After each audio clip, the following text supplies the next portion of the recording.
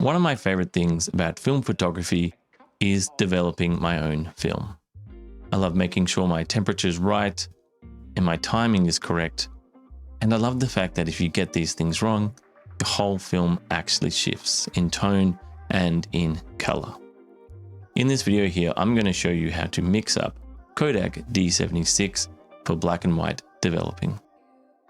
Now, you should probably use gloves and goggles if this is your first time. For me, this is not something I generally use, but if it is your first time, then you should probably go ahead and do it. The first thing we're going to need is the Kodak D76 powder. This mixture here will make up around 3.8 liters of the chemical. Now, there are instructions on the front, but these can be a little bit confusing the first time you use it. You'll need a bucket or a jug that holds at least 5 liters of water. This bucket holds around 9 liters and I got it for a couple of bucks. You're going to be moving water around a lot, so it's good to have a little bit of headroom. A large measuring jug for your water, I would suggest at least 1 liter, but bigger is better.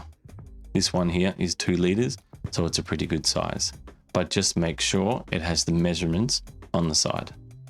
You're going to need something to mix your chemicals and water together with.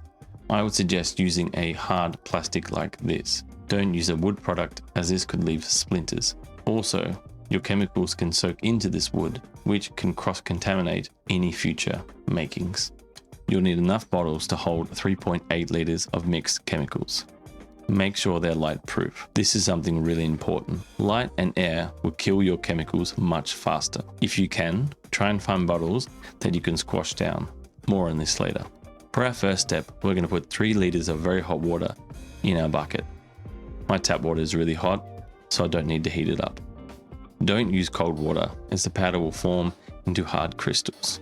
Also worth a mention, if you have poor water quality, you might want to buy distilled water and use that instead. Now the next step is to add the entire packet of chemicals into your jug. Keep stirring until the powder has completely dissolved in your water, making sure to break down any powder that's left over. Once all the chemicals have dissolved and your water is clear, add another 800 milliliters of water to top up your chemicals to around 3.8 liters. Using one of your bottles and a funnel, carefully pour in your mixed chemicals. When pouring in your chemicals, try and get it close to the top as possible. If you have any chemical spill on your bottle, make sure your cap is on right and then run it under hot water. Now you want to store your chemicals in a nice dark area that doesn't get too hot, remembering that light will kill your chemicals much faster. The heat can also have a very big impact on your mixed chemicals. And that's how you make up black and white developer Kodak D76. Anyway,